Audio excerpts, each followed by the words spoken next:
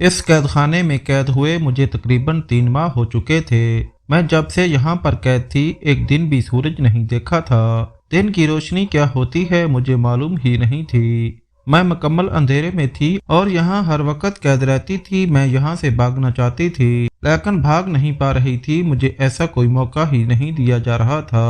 अब मुझे रह रहकर इस बात पर अफसोस होता था कि आखिर मैं अपने घर से क्यों भागी। मुझे वहीं पर रहना चाहिए था। बाहर की दुनिया के बारे में मुझे कुछ मालूम नहीं था और मैंने वहां से भागकर इतनी बड़ी गलती कर ली कि यहाँ पर आकर फंस गई। 3 महीनों से मैं यहाँ पर कैद हूँ और अभी तक मुझे इस बात का अंदाजा नहीं हुआ कि मुझे अगवा करने वाले आखिर मुझसे क्या चाहते हैं। उन्होंने एक बार भी अपना मकसद नहीं बताया और मैं हैरान परेशान थी। समझ नहीं आ रही थी कि आखिर क्या करूं, किस तरह यहाँ से भागूं, किस से मदद मांगूं, किस को अपनी मदद के लिए पुकारूं।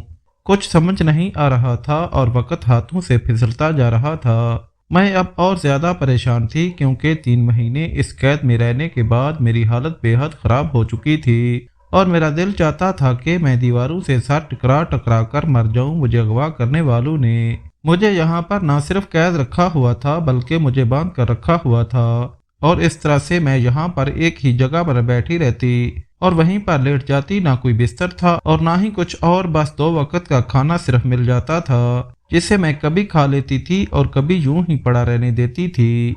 शुरू शुरू में मैं बहुत शोर मचाती थी और यहाँ से भागने के लिए ऊंची ऊंची चीखती चिल्लाती थी। मुझे ये था कि शायद मेरी चीखों पुकार सुनकर कोई मेरी मदद कर दे, लेकिन कोई भी मेरी मदद के लिए नहीं आया था। आहिस्ता आहिस्ता करके मैं खुद ही चिल्लाना बंद हो चुकी थी क्योंकि मैं जान गई थी ये एक तहखाना है और इस तहखाने की दीवारें इतनी बुलंद हैं कि मेरी चीखों पुकार बाहर तक जा ही नहीं सकती। इस तरह तहखाने की सीलन ज़दा दीवारें मेरी चीखों पुकार को अपने अंदर जज़ब कर लेती थीं और मैं एक बार फिर सन्नाटे में गूंजती हुई खामोशी को महसूस करके रह जाती थी। वक्त यूं ही गुजर रहा था। मुझे एक बात की तसल्ली थी कि यहाँ पर मुझे रखने वाले अभी तक मेरा फायदा उठाने नहीं आए थे। उन्होंने अभी तक मुझे हाथ तक नहीं लगाया था और मुझे पूरी उम्मीद थी कि वो आइंदा भी मेरे साथ ऐसा नहीं करेंगे।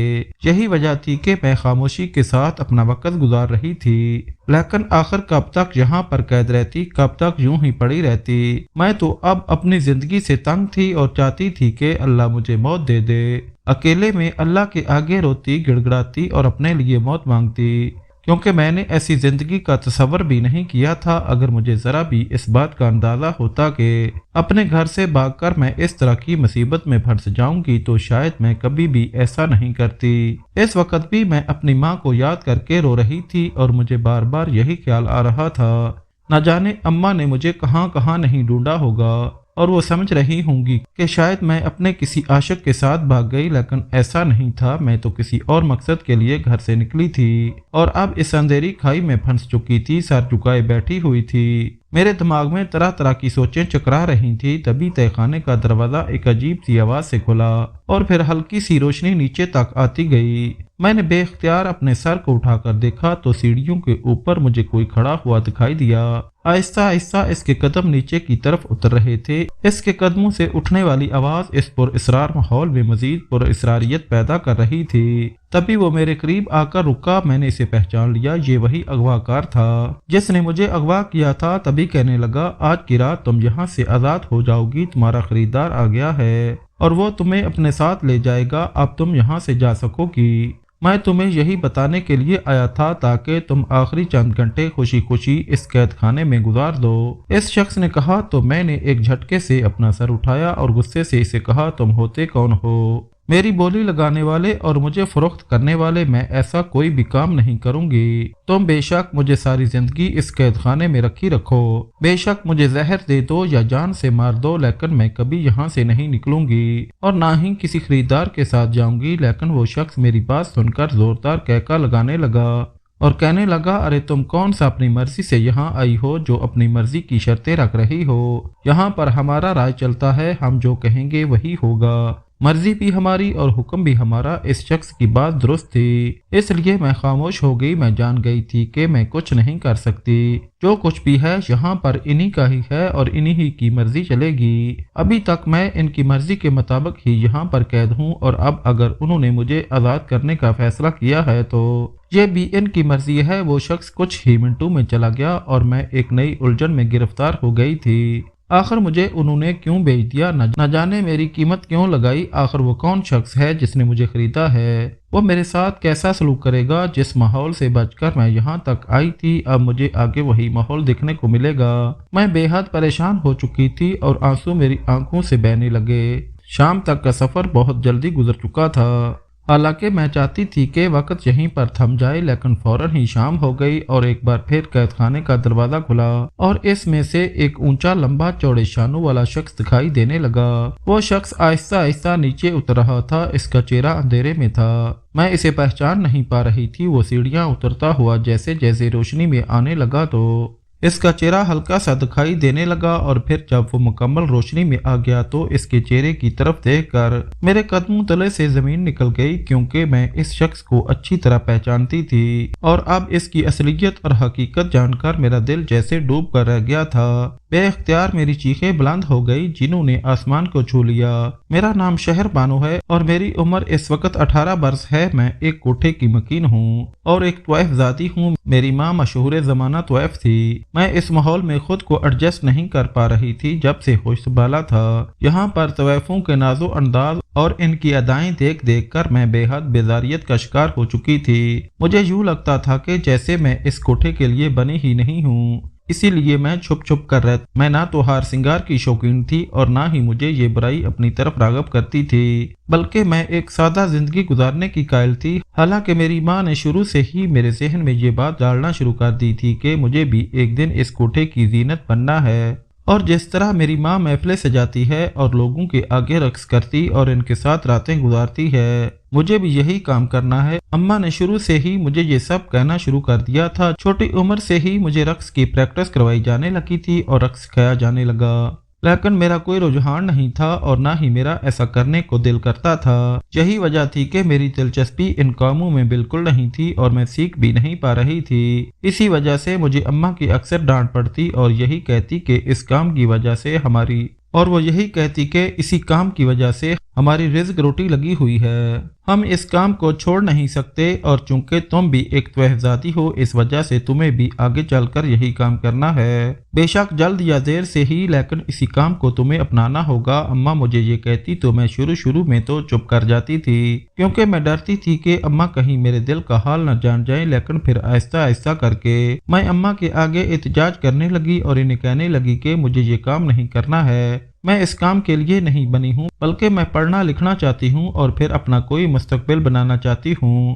میں ایک عزت بھری زندگی گزارنا چاہتی ہوں اور ایک اچھے ماحول کی زندگی کو اپنانا چاہتی ہوں۔ میری بات سن کر اماں زوردار کہکا لگاتی ہیں اور کہتی، ارے یہاں پر پیدا ہونے والی ہر لڑکی شروع میں یہی خواب سجاتی ہے، لیکن پھر وقت کے ساتھ ساتھ اسے اندازہ ہو جاتا ہے کہ باہر کی زندگی کی تلخیاں بہت زیادہ ہیں اور حقیقت ان خوابوں سے کہیں زیادہ مختلف ہے، اس لیے تم بھی جتنی جلدی ہو سکتا ہے ان خوابوں کی دنیا سے باہر آ جاؤ۔ تم یہیں پر اسی کوٹھے پر ساری زندگی رہو گی اور یہیں پر مر جاؤ گی، اس کے علاوہ تمہاری اور کوئی زندگی نہیں ہے۔ باہر کی دنیا تمہیں کبھی قبول نہیں کرے گی، تمہارے اوپر طوائف زادی کا لیبل لگا ہوا ہے، چاہے تم طوائف بنو یا نہ بنو، لیکن یہ لیبل کبھی تمہیں عزت نہیں دے گا۔ اماں کی باتیں تلخی پر مبنی تھی اور ان کی آنکھوں سے جھلکتی ہوئی نمی ان کے تلخ تجربات کی وجہ سے تھیں، لیکن میں نے اماں کی آنکھوں میں دیکھتے ہوئے انہیں کہا، اماں آپ نے مجھے کہا تھا کہ آپ نے میرے باپ کے ساتھ نکاح کیا تھا اور اس کے بعد ہی میری پیدائش ہوئی تھی، اب آپ مجھے میرے باپ کا پتہ دے دیں، میں ان کے پاس چلی جاتی ہوں،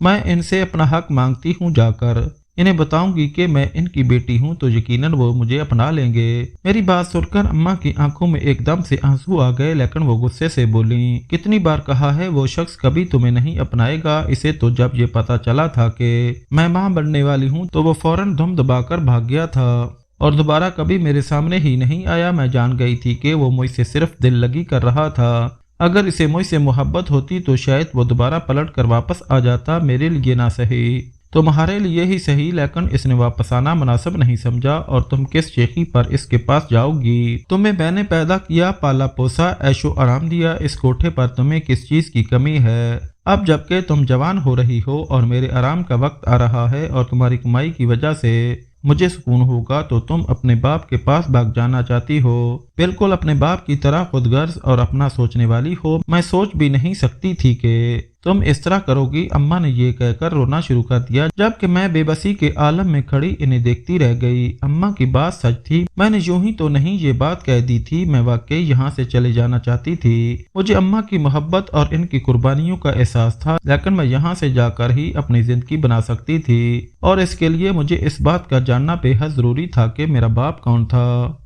लेकिन अम्मा मुझे ये बताने को बिल्कुल तैयार नहीं थी। शायद अब इन्हें इस बात का डर पैदा हो चुका था कि मैं यहाँ से भाग गई तो इनके हाथ से सोने की चिड़िया निकल जाएगी। इसी वजह से मुझे अम्मा पर गुस्सा आता और इनसे नफरत सी महसूस होती थी कि वो अपने फायदे के लिए मुझे यहाँ पर इस कोठे में कैद रखना चाहती हैं। वक्त यूं ही गुजर रहा था। मैं 18 बरस की हो चुकी थी और अम्मा बकायदा मेरी रहनुमाई करके मुझसे लाखों दाम खड़े करना चाहती थी। आजकल अम्मा ने खास तौर पर मेरे लिए नए नए लिबास तैयार करवाने शुरू कर दिए थे। नए जेवरात मुझे दिए जाने लगे और अब रोज मुझे दुल्हन की तरह सजाने की प्रैक्टिस होने लगी। रक्स सिखाया जाने लगा। मैं भी बस ये सब कुछ देख रही थी और एक दिन अम्मा के आगे फट पड़ी। अम्मा, खुदा का वास्ता मेरे ऊपर ये जुल्म नहीं करे, मैं ये धंधा नहीं कर सकती। मैं इस काम के लिए नहीं बनी हूँ, मुझे माफ कर दें। जरूरी नहीं कि कोठे पर पैदा होने वाली हर लड़की कोठे की रौनक का बाइस बने। मुझे आप बस एक कोने में पड़ा रहने दे, मैं ये सब नहीं कर सकती। जबकि अम्मा एकदम मेरी तरफ आगे बढ़ी और मेरी आंखों में आंखें डालकर कहने लगी, चाहे कुछ भी हो तुम्हें ये सब करना है, क्योंकि यही तुम्हारा मुकद्दर है। और सबसे बड़ी बात, मैंने जितना तुम पर खर्च किया है अब वो सब वसूल करने का वक्त आ गया है, और अगर तुमने जरा भी चूं चला की तो मुझसे बुरा कोई नहीं होगा। अम्मा ने बड़े अमियाना से अंदाज में ये कहा तो मैं बेयकीनी भरी नजरों से इनकी तरफ देखती रह गई। यकीन नहीं आ रहा था कि वो मेरे साथ ऐसा करेंगी। तभी अम्मा कहने लगी, अब मैं तुम्हें सिर्फ 3 दिन की मोहलत देती हूँ। चांद की 14वीं रात को तुम्हारा रक्स होगा, महफिल सजेगी, मैं शहर के बड़े बड़े रईसों को दावत दूंगी। बहुत सारे अमीर लोग यहाँ पर आएंगे और तुम पर अपनी बोली लगाएंगे। जो सबसे ज्यादा कीमत अदा करेगा वही एक रात के लिए तुम्हारा खरीदार बन जाएगा। इसलिए तब तक अपने आप को ज़हनी तौर पर तैयार कर लो और मास्टर साहब के साथ तावन करो, रक्स सीखने में महारत हासिल करो, ताकि इस दिन तुम कहीं भी किसी से भी पीछे न रहो। मैं नहीं चाहती कि लोग ये कहें कि नाज़ीन बेगम की बेटी अनाड़ी है और इसे किसी काम का कुछ पता नहीं। अम्मा ने मुझे सर्द लहजे में जब ये वार्निंग दी तो मेरी रीढ़ की हड्डी में एक सनसनाहट दौड़ उठी। मैं समझ नहीं पा रही थी कि अब क्या करूं, किस तरह अम्मा को मना करूं। अम्मा तो कमरे में चली गईं और मैं बेबसी से अपने बिस्तर पर गिर सी गई थी। तभी मास्टर साहब भी चले आए। उन्होंने मुझे इस तरह लेटे हुए देखा तो कहने लगे, अरे बीबी, जल्दी से उठो और रक्स की प्रैक्टिस करो। 3 दिन के बाद तुम्हारी महफिल सजनी है और तुम्हें इसमें मुकम्मल माहिर नजर आना है। मास्टर साहब की बात सुनकर मैं एकदम करंट खाकर उछली और इनकी तरफ सरदलाजे में देखकर कहा, मास्टर साहब, मेरी महफिल कभी नहीं सजेगी। ये बात आप अपनी मालकिन को जाकर बता दे। मैं किसी भी सूरत ये महफिल नहीं सजने दूंगी। जबकि मास्टर साहब कहने लगे, देखो बीबी, तुम भी अच्छी तरह जानती हो कि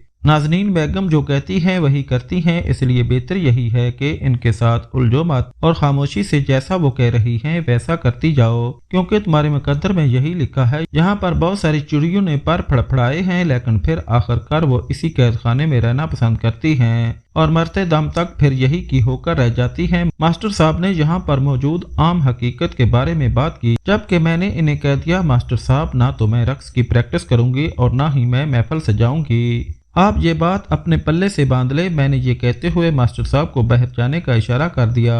मास्टर साहब मुंह बनाते हुए बाहर निकल गए, जबकि मैं अब अपना सर थाम कर बैठ गई थी। मुझे समझ नहीं आ रही थी कि किस तरह अम्मा को बात करूं और किस तरह इस महफिल को सजाने के लिए रुकूं। लेकिन अम्मा ने अब ठान ली थी, क्योंकि इसी दिन से ही मेरी महफिल की तैयारियां शुरू कर दी गई थीं। कोठे की हर लड़की की पहली महफिल बहुत खास होती है, इसलिए इसकी तैयारियां भी बहुत खास अंदाज में की जाती हैं ताकि किसी भी किस्म की कोई कमी न रहे। मैं कोठे पर सजने वाली रौनकों को देख रही थी। जगह जगह नई आराइशी बत्तियां और फूलों की लड़ियां लगाई गई थीं। इसके अलावा बहुत सारे खास मशरूबात की बोतलों का भी ऑर्डर दे दिया गया था। फूलों के जेवर और मेहंदी वगैरह सब कुछ इसके अलावा था। अम्मा ने बड़े बड़े अमीरों और रईसों को इस महफिल का दावतनामा भिजवा दिया था और अब मेरे हार श्रृंगार पर भी اور اب میرے ہار سنگار پر بھی خصوصی توجہ دی جا رہی تھی اور میں بے بسی سے تماشائی بنی یہ سب کچھ دیکھ رہی تھی۔ میں نے ایک آخری کوشش کے طور پر پھر سے اماں سے بات کرنا چاہی، لیکن اماں نے میری بات کو ٹال دیا اور اپنے کام سے لگ گئی۔ مجھے تو یہ تک معلوم نہیں تھا کہ میرا باپ کون تھا۔ میں اس کے پاس جانا چاہتی تھی، اللہ سے رو رو کر فریاد بھی کی مجھے کوئی راستہ دکھائی دے۔ میں اپنے باپ سے ملنا چاہتی تھی اور اس کوٹھے کی ذلت بھری زندگی سے نکلنا چاہتی تھی، لیکن شاید ایک طویف کی فریاد بھی عرش تک نہیں پہنچ سکی تھی۔ اس لیے ابھی تک نہ تو مجھے اپنے باپ کے بارے میں پتہ چل سکا تھا اور نہ ہی میں یہاں سے نکل پا رہی تھی۔ کوٹھے کی رونقیں آج کل عروج پر تھیں اور ابھی ان دنوں میں کوئی محفل نہیں سجائی جا رہی تھی، کیونکہ میری پہلی محفل کی خاص تیاریاں کی جا رہی تھیں اور آج وہ دن تھا جب میری محفل سجنی تھی۔ میرے پاس آج آخری دن تھا۔ اگر آج یہ محفل سج جاتی اور میں اس میں پیش ہو جاتی تو اس کے بعد میں ساری زندگی اسی ذلت بھری زندگی میں گزار دیتی اور دوبارہ کبھی اس سے ابھر نہ سکتی۔ اسی وجہ سے میں نے سوچ لیا تھا کہ کچھ نہ کچھ کر کے آج مجھے کوٹھے سے بھاگ جانا ہے۔ اپنے باپ کے بارے میں معلوم کر لوں گی، حالانکہ مجھے بالکل اندازہ نہیں تھا کہ وہ کون تھا، کہاں سے تھا اور کیسا تھا۔ اماں کے پرانے کاغذات دیکھتے ہوئے مجھے ایک دھندلی سی تصویر تو دکھائی دی تھی اور مجھے اندازہ ہو گیا تھا کہ یقیناً یہی میرا باپ ہے، لیکن میں اماں سے ایک بار تصدیق کرنا چاہتی تھی، لیکن اماں میری کوئی بھی بات سننے کے موڈ میں نہیں تھی۔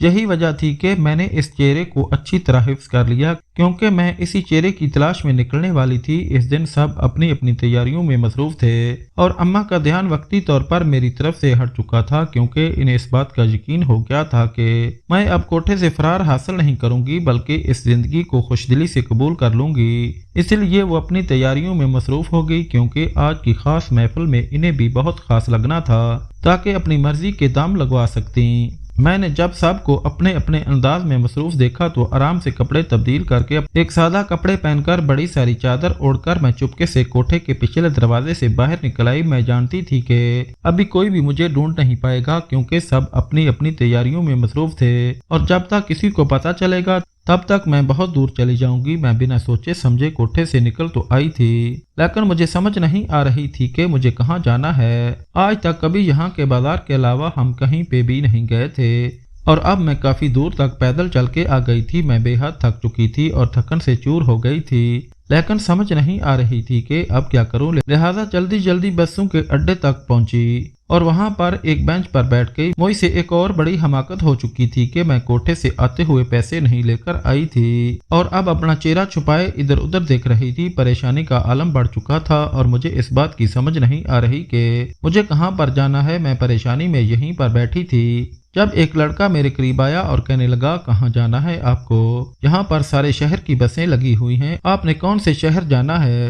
اس کی بات سن کر میں ایک دم خوفزدہ ہو گئی اور بکھلاہٹ میں میرا چہرہ چادر سے پاک ہو گیا۔ تبھی وہ میری طرف جیسے دیکھتا رہ گیا۔ میں ایک دم اپنے چہرے کو چادر سے ڈھانپتے ہوئے اٹھ گئی اور اسے کہا، نہیں مجھے کہیں نہیں جانا۔ یہ کہہ کر میں وہاں سے نکلتی چلی گئی، جبکہ میں نہیں جانتی تھی کہ میری بکھلاہٹ نے اس لڑکے کو چونکا دیا ہے۔ وہ میرے پیچھے پیچھے آ رہا تھا اور میں تیز تیز قدم اٹھاتے ہوئے وہاں سے جیسے بھاگ جانا چاہتی تھی۔ مجھے یکدم ایک خطرے کا احساس ہوا تھا، اسی وجہ سے میں نے بھی جیسے بھاگنا شروع کر دیا تھا۔ وہ لڑکا بھی میرے پیچھے آ رہا تھا اور میں نے جب مڑ کر دیکھا تو وہ لڑکا ایک نہیں تھا بلکہ دو لوگ تھے۔ اب تو صحیح مینو میں میرے ہاتھوں سے طوطے اڑ چکے تھے اور میرا بس نہیں چل رہا تھا کہ پلک جھپکتے ہی میں کیسے محفوظ جگہ پر پہنچ جاؤں۔ میرے ساتھ یہ پہلی بار ہو رہا تھا، اس لیے میں خواص باختہ ہو رہی تھی۔ تیز بھاگتے ہوئے میری چادر بھی کہیں گر گئی اور پیروں سے جوتا بھی نکل گیا تھا۔ مجھے کچھ ہوش نہیں آ رہی تھی کہ میں کدھر جاؤں۔ تبھی تھک کر ایک جگہ سانس لینے کے لیے رکی تو ان لڑکوں نے مجھے پکڑ لیا اور پھر ایک نے میرے منہ پر رومال رکھا اور اس کے بعد مجھے کوئی ہوش نہیں رہا۔ جب مجھے ہوش آیا تو میں اس قید خانے میں پڑی ہوئی تھی۔ یہ قید خانہ ایک تہہ خانے میں موجود تھا اور یہاں پر مکمل اندھیرا چھایا ہوا تھا۔ میں اس وقت جب ہوش میں آئی تو ارد گرد کے ماحول کو سمجھنے کی کوشش کرنے لگی، لیکن مجھے اندھیرے کے باعث کچھ دکھائی نہیں دے رہا تھا۔ تبھی میں نے اونچی اونچی چلانا شروع کر دیا، کوئی ہے کوئی ہے کوئی ہے جو میری مدد کرے۔ میں نے اپنی مدد کے لیے کسی کو پکارنا چاہا، لیکن میری آواز ٹکرا کر دوبارہ میرے ہی کانوں تک پہنچ جاتی تھی۔ میں نے اٹھ کر بھاگنے کی کوشش کی، لیکن تبھی مجھے اندازہ ہوا کہ میرے ہاتھ اور پیر بندھے ہوئے ہیں اور میں ایک خاص جگہ سے آگے تک حرکت نہیں کر سکتی۔ مجھے شدید پریشانی ہو رہی تھی اور رونا آ رہا تھا۔ بار بار مجھے یہی خیال آ رہا تھا کہ شاید میں نے اپنی ماں کی بات نہیں مانی، اسی وجہ سے میرے ساتھ یہ سب کچھ ہوا ہے۔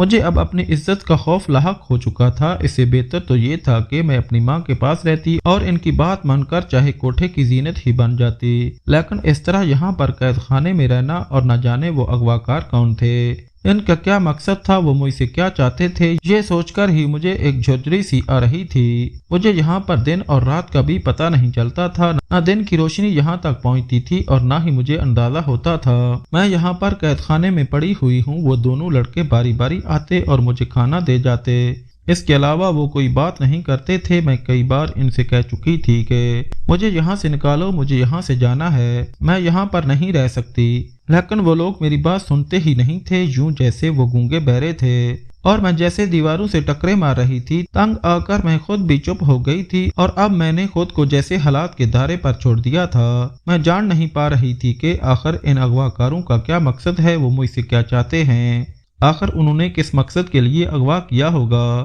حالانکہ شکر ہے کہ انہوں نے ابھی تک مجھے ہاتھ نہیں لگایا تھا اور نہ ہی میرے قریب آئے تھے، اسی وجہ سے مجھے اطمینان تھا۔ اس طرح دن پر دن گزرتے جا رہے تھے اور 3 مہینے ہو گئے تھے۔ 3 مہینوں میں ایک بار بھی انہوں نے مجھے ہاتھ نہیں لگایا، لیکن میری اپنی حالت خراب ہو چکی تھی۔ یہاں پر اس تہہ خانے میں رہ کر نہ تو روشنی کا گزر تھا اور نہ ہی ہوا کا، اسی وجہ سے میری طبیعت خراب رہنے لگی تھی اور مجھے یوں لگ رہا تھا کہ میں بہت جلد جیسے مر جاؤں گی۔ تبھی اچانک ہی جب تہہ خانے کا دروازہ کھلا اور اس لڑکے نے آ کر مجھے یہ کہا کہ تم آج کی رات یہاں پر آخری رات ہو، تمہارا خریدار آ چکا ہے اور اب وہ تمہیں اپنے ساتھ لے کر جائے گا، تو میرے پیروں تلے سے زمین نکل گئی تھی۔ میں اتنے دنوں سے اس بات کے اطمینان میں تھی کہ کوئی بھی مجھے ہاتھ نہیں لگائے گا، اب مجھے اندازہ ہو گیا تھا کہ یقیناً یہ اغواکار کسی بھی ڈیل کے انتظار میں تھے اور جب انہیں وہ ڈیل ملی تو انہوں نے ایک لمحہ بھی نہیں لگایا اور فوراً سے میرا سودا طے کر دیا۔ مجھے گھر سے نکلنے کا شدید پچھتاوا ہو رہا تھا۔ میں اگر کوٹھے پر ہی رہتی تو ان حالات کا شکار نہ ہوتی، لیکن اب یہ سارے حالات مجھے بہت زیادہ بے چین کر رہے تھے اور اب سمجھ نہیں آ رہی تھی کہ آخر میرے خریدار کے روپ میں کون میرے ساتھ آتا ہے اور میں کس کے بستر کی زینت بنتی ہوں۔ یہ سوچ سوچ کر مجھے پریشانی ہو رہی تھی۔ تبھی رات کے وقت جب سیڑھیاں اتر کر ایک آدمی میرے سامنے آیا اور جب میرے قریب آیا تو اسے دیکھ کر میرے قدموں سے زمین نکل گئی تھی، کیونکہ وہ کوئی اور نہیں میرا باپ تھا۔ وہ آدمی وہی تھا جس کی تصویر میں نے اپنی ماں کی پرانی تصویروں میں دیکھی تھی۔ تبھی میں نے بے ساختہ سر اٹھا کر اسے کہا، تم سید شرف الدین ہو نا؟ میں نے بے ساختہ اپنے باپ کا نام لے کر اسے پکارا تو وہ جیسے چونک گیا اور کہنے لگا، تم کون ہو اور میرا نام کیسے جانتی ہو؟ تبھی میں نے اسے کہا، مجھے چھوڑو، میں کون ہوں یہ بتاؤ، کیا تم نازمین بیگم کے کوٹھے پر آتے جاتے تھے؟ میری بات سن کر اس کا رنگ ایک دم زرد پڑ گیا اور کہنے لگا، ہاں، لیکن تم اتنا کچھ کیسے جانتی ہو؟ اور میں بے اختیار شدت سے پھوٹ پھوٹ کر رونے لگی، چلا چلا کر جیسے میں اپنے اندر کے غم کو باہر نکالنے لگی تھی۔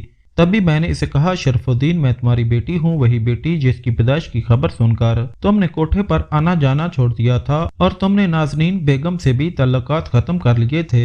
تمہیں چاہیے تھا کہ جب تمہیں اپنی اولاد کے ہونے کا پتہ چلا تھا تو اسے وہاں پر رہنے نہ دیتے، لیکن تم نے بالکل بھی خیال نہیں کیا اور مجھے وہاں پہ مرنے کے لیے چھوڑ دیا۔ میں تمہارا خون تھی، مجھے وہاں پر گھن آتی تھی، ان عورتوں کے ناز و انداز مجھے برے لگتے تھے۔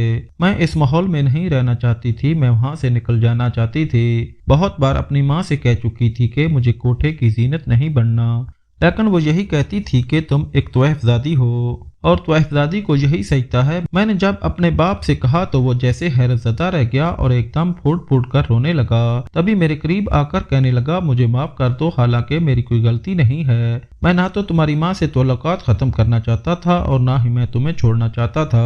جب میں گاؤں میں جا رہا تھا تو راستے میں میرا ایکسیڈنٹ ہو گیا اور تقریباً 2 مہینے میں بستر پر رہا تھا۔ میری ٹانگ میں فریکچر ہو گیا تھا جس کی وجہ سے مجھے ڈاکٹر نے چلنے پھرنے سے منع کیا تھا۔ ان 2 مہینوں میں ایک لمحے کے لیے بھی اس بات سے غافل نہیں ہوا تھا کہ مجھے ٹھیک ہو کر نازنین کے پاس جانا ہے اور اپنی اولاد کو اپنانا ہے، لیکن جب میں اچھی طرح ٹھیک ہو کر اپنے پیروں پر دوبارہ چل کر نازنین کے پاس گیا تو اس نے صاف صاف کہہ دیا کہ اس نے بچہ کرا دیا ہے اور اب کوئی بچہ نہیں ہے۔ میں اس کی شکل دیکھتا رہ گیا، مجھے اس پر بہت غصہ آیا۔ میں نے اس کے منہ پر ایک زوردار تھپڑ دے مارا اور کہا، تمہاری ہمت کیسے ہوئی، تم نے میرے بچے کو ضائع کروا دیا؟ جبکہ وہ حیرت سے چاک رہ گئی تھی۔ اگر مجھے اس وقت ایک لمحے کے لیے بھی اس بات کا اندازہ ہوتا کہ وہ بچہ کرا دے گی تو میں کبھی بھی اسے وہاں پر نہ چھوڑتا، میں تو اسے گھر لے جانے کے خیال سے ہی لینے گیا تھا، لیکن اس نے جب مجھے یہ کہا تو میں اسے طلاق دے کر نفرت سے منہ پھیر کر واپس آ گیا تھا۔ مجھے لگتا ہے کہ شاید اسے اس بات کا علم ہو گیا تھا کہ اس کے پیٹ میں بچی ہے، تبھی اس نے مجھ سے جھوٹ بولا، اور اس بچی کو کوٹھے کی زینت بنانے کے لیے اس نے مجھ سے جھوٹ بولا تھا۔ اگر مجھے ذرا بھی اندازہ ہوتا کہ وہ مجھ سے جھوٹ بول رہی ہے تو میں کبھی بھی نہ تو اسے طلاق دیتا اور نہ ہی تمہیں یوں چھوڑتا۔ مجھے تو اس سے نفرت ہو گئی تھی، اسی وجہ سے میں نے دوبارہ کبھی اس کوٹھے کا رخ نہیں کیا۔ اپنے باپ کے منہ سے یہ سب سن کر میں خود بھی حیرت زدہ رہ گئی تھی۔ مجھے یقین نہیں آ رہا تھا کہ میری ماں نے یہ سب کچھ جھوٹ بولا تھا۔ اگر وہ مجھے سچ بتا دیتی تو شاید آج حالات مختلف ہوتے، لیکن اماں نے جھوٹ بول کر اب میرے لیے یہ گڑھا کھود دیا تھا، اور آج میرا ہی باپ میرا ہی خریدار بن کر یہاں پر موجود تھا۔ اگر میں نے اپنے باپ کی تصویر نہ دیکھی ہوتی تو شاید کبھی بھی اسے نہ پہچانتی، لیکن اب چونکہ میں نے اسے پہچان لیا تھا اور انہیں بھی اس بات کا اندازہ ہو گیا تھا کہ میں انہی کی اولاد ہوں، تو وہ مجھے اپنے ساتھ اپنی حویلی لے گئے۔ چونکہ وہ ایک زمیندار گھرانے سے تعلق رکھتے تھے اور ان کا بہت بڑا کاروبار تھا، اسی وجہ سے کبھی کبھار عیاشی کے لیے کوٹھے کا رخ کر لیتے تھے، لیکن میں نہیں جانتی کہ وہ مجھ تک کیسے پہنچے اور کس طرح ان لڑکوں نے ان کے ساتھ میرا سودا طے کیا۔ لیکن جو بھی تھا، تقدیر مجھے اپنے گھر لے آئی تھی، مجھے اس سے بڑھ کر اور کیا چاہیے تھا۔ میں کوٹھے سے اسی لیے بھاگی تھی کہ اپنے باپ کا پتہ کر کے ان کے پاس رہوں گی، اور آج مجھے اپنے باپ کا پتہ چل چکا تھا۔ حالانکہ میرے باپ نے بھی مجھے منع کیا تھا کہ مجھے ابھی کسی کے سامنے اس رشتے کو ظاہر نہیں کرنا، کیونکہ ان کے بیٹے جوان تھے اور ابھی وہ کسی کو اس بارے میں نہیں بتانا چاہتے تھے۔ ان کا کہنا تھا کہ میں وقت آنے پر سب کو بتا دوں گا، تم ابھی ان کے سامنے یہی ظاہر کرنا کہ تم میرے دوست کی بیٹی ہو اور ابھی کچھ عرصہ یہیں پر رہو گی۔ میں نے ان کی بات مان لی تھی، کیونکہ میں جانتی تھی کہ کوٹھے کی بھاگی ہوئی لڑکی کو کوئی بھی قبول نہیں کرے گا۔ ان کے لیے اس حقیقت کو ہضم کرنا بہت مشکل ہوگا کہ ان کے باپ کی اولاد کوٹھے پر بھی تھی، اس لیے میں نے اپنے باپ کی بات مان لی تھی، کیونکہ مجھے صرف اپنے باپ سے محبت چاہیے تھی، ان کا نام چاہیے تھا اور وہ مجھے مل رہا تھا۔ باقی کسی سے مجھے کوئی غرض نہیں تھی۔ اس حویلی میں آئے ہوئے مجھے 1 مہینے سے زیادہ ہو گیا تھا اور میں یہاں پر بے حد خوش تھی، کیونکہ یہاں پر مجھے اپنے باپ کی محبت، توجہ اور عزت کی زندگی مل رہی تھی۔ میرے باقی بہن بھائی بھی اچھے تھے اور جو میری سوتیلی ماں تھی وہ بھی کافی حد تک اچھی تھی۔ ابھی تک انہیں میرے اس رشتے کے بارے میں علم نہیں تھا۔ انہیں نہیں معلوم تھا کہ میں شرف الدین کی بیٹی ہوں، اور میں جانتی تھی جس دن انہیں یہ معلوم ہو گیا اس دن حقیقت بدل جائے گی، اور میں انہیں یہ حقیقت ابھی پتہ نہیں چلنے دینا چاہتی تھی۔ میرے والد نے میرے سارے اخراجات اٹھا لیے تھے اور مجھے دوبارہ سے کالج میں داخلہ دلوا دیا تھا۔ ان کا کہنا تھا کہ تم تعلیم حاصل کرو اور جب تک تم اپنے پیروں پر نہیں کھڑی ہو جاتی میں تمہاری شادی نہیں کروں گا۔ میں اسی میں بہت زیادہ خوش تھی، کیونکہ میں نے جس زندگی کا خواب دیکھا تھا اور جس زندگی کے لیے اپنے آپ کو بچا کر رکھا تھا، آج مجھے وہ زندگی نصیب ہو رہی تھی۔ اماں کا خیال کبھی کبھی ستاتا تھا اور ایک دن تو ان کی بہت یاد آ رہی تھی۔ میں نے سوچا کہ ایک بار جا کر ان سے مل کر دیکھوں کہ وہ کس حال میں ہیں، کیا مجھے یاد کرتی ہیں، کیا اب ان کے دل میں پچھتاوے سر اٹھاتے ہیں۔ میں ایک بار ان سے مل کر انہیں بتانا چاہتی تھی کہ دیکھو مجھے عزت کی زندگی مل گئی ہے، جو زندگی کا میں سوچ رہی تھی اب میں وہی زندگی گزار رہی ہوں۔ میرے باپ نے مجھے اپنا لیا ہے، میں نے اپنے باپ کو ڈھونڈ لیا۔ میں اماں کو یہ بتانا چاہتی تھی، اسی لیے ایک دن اپنے والد کے سامنے آ کھڑی ہوئی، مجھے آپ سے کچھ بات کرنی ہے۔ میں نے اپنے والد سے کہا تو وہ کہنے لگے ہاں ہاں کہو کیا بات ہے۔ تو میں نے انہیں کہا دراصل میں ایک بار اماں سے ملنا چاہتی ہوں، میں ان کی خیر خبر معلوم کرنا چاہتی ہوں اور انہیں بتانا چاہتی ہوں کہ میں نے جو چاہا تھا وہ پا لیا۔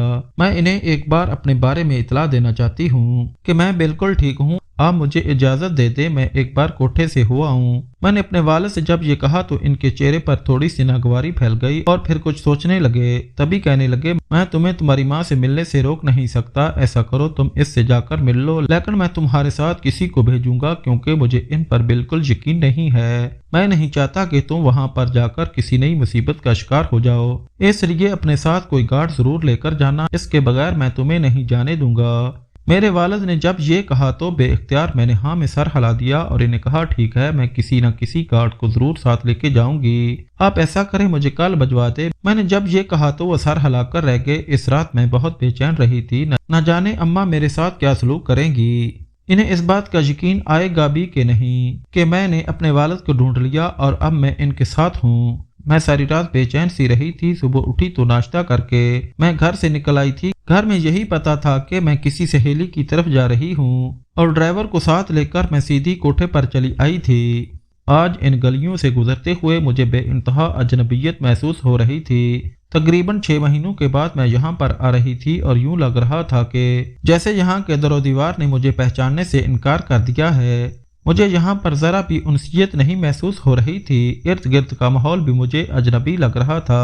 ताहम मैं तेज तेज कदम उठाते हुए अपने कोठे की तरफ बढ़ती जा रही थी और कोठे के बाहर पहुंचकर मैंने चंद गहरे सांस भरे थे। न जाने क्या बात थी, मुझे घबराहट हो रही थी। अंदर का माहौल कैसा होगा? क्या अम्मा मुझे याद करती होंगी? मुझे पहचान लेगी? क्या मुझे कोठे में दाखिल होने दिया जाएगा? अम्मा से मिलने दिया जाएगा? अजीब तरह की सोचें मुझे घबराने पर मजबूर कर रही थी। लेकिन फिर चंद गहरे सांस भरकर हिम्मत बहाल की और सीधी सीढ़ियां चढ़ती हुई ऊपर आ गई। कोठे पर एक सन्नाटा फैला हुआ था। यूं लग रहा था कि जैसे यहाँ पर कोई भी नहीं रहता। मैं सीधी ऊपर चली आई। वाकई ऊपर कोई भी नजर नहीं आ रहा था। मैं घबरा गई थी और अम्मा के कमरे की तरफ बढ़ते हुए मैंने आवाज लगाई, कोई है, कोई है यहाँ पर। तभी अचानक किसी कमरे से मास्टर जी बाहर निकले। इनकी सेहत मुझे काफी कम लग रही थी। मैंने बेख्तियार अम्मा के बारे में पूछा था। कहने लगी, बीबी आप जब से यहाँ से गई हो वो बहुत बीमार रहने लगी है। उन्होंने कोठे की रौनकें खत्म कर दी हैं और जितनी भी यहाँ पर लड़कियाँ थी उन्होंने सबको आजाद कर दिया। लड़कियाँ अपनी मर्जी से यहाँ से जा चुकी हैं। अब यहाँ पर कोई भी नहीं रहता। मैं और नाजनीन बेगम ही होते हैं।